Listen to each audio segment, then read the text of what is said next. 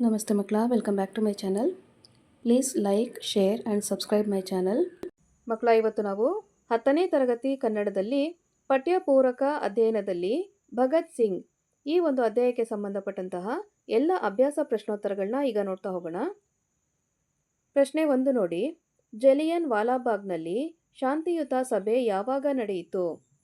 ಉತ್ತರ: 1919 ಏಪ್ರಿಲ್ 13ರಂದು ಜಲಿಯನ್ ವಾಲಾಬಾಗ್ನಲ್ಲಿ ಶಾಂತಿಯುತ ಸಭೆ ನಡೆಯಿತು. ಪ್ರಶ್ನೆ 2. ಭಗತ್ ಸಿಂಗ್ ಜಲಿಯನ್ ವಾಲಾಬಾಗ್ನ ಮಣ್ಣಿನ ಕುರಿತು ತನ್ನ ತಂಗಿಗೆ ಏನೆಂದು ಹೇಳುತ್ತಾನೆ? ಉತ್ತರ: ಭಗತ್ ಸಿಂಗ್ ಜಲಿಯನ್ ವಾಲಾಬಾಗ್ನ ಮಣ್ಣಿನ ಕುರಿತು ತನ್ನ ತಂಗಿಗೆ, ಇದು ಬಹಳ ಪೂಜ್ಯನೀಯವಾದ ಮಣ್ಣು. ಜಲಿಯನ್ ವಾಲಾಬಾಗ್ ಹತ್ಯಾಕಾಂಡದಲ್ಲಿ ಹುತಾತ್ಮರಾದವರ ರಕ್ತದಿಂದ ಈ ಮಣ್ಣು ಒದ್ದೆಯಾಗಿದೆ ಎಂದು ಹೇಳುತ್ತಾನೆ. ಪ್ರಶ್ನೆ 3. ಅಮಾಯಕ ಭಾರತೀಯರ ಮೇಲೆ ಗುಂಡಿನ ಮಳೆಗರೆದ ಅಧಿಕಾರಿಯ ಹೆಸರೇನು?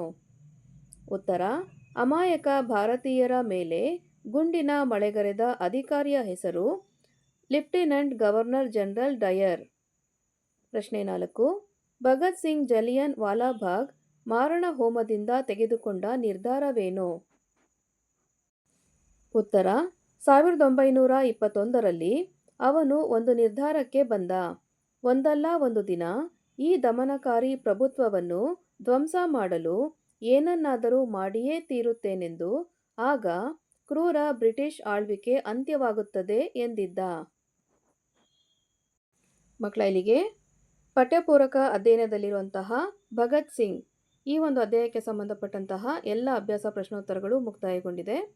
ಈ ವಿಡಿಯೋ ನಿಮಗೆ ಇಷ್ಟ ಆದಲ್ಲಿ ದಯವಿಟ್ಟು ನಮ್ಮ ಚಾನಲ್ನ ಲೈಕ್ ಮಾಡಿ, ಶೇರ್ ಮಾಡಿ, ಸಬ್ಸ್ಕ್ರೈಬ್ ಮಾಡಿಕೊಂಡು ನಾವು ಹಾಕುವಂಥ ಎಲ್ಲ ವಿಡಿಯೋನ ನೋಡ್ತಾ ನಮ್ಮನ್ನು ಎನ್ಕರೇಜ್ ಮಾಡ್ತಾ ಹೋಗಿ ಮಕ್ಕಳ. Thank you for watching. Bye bye.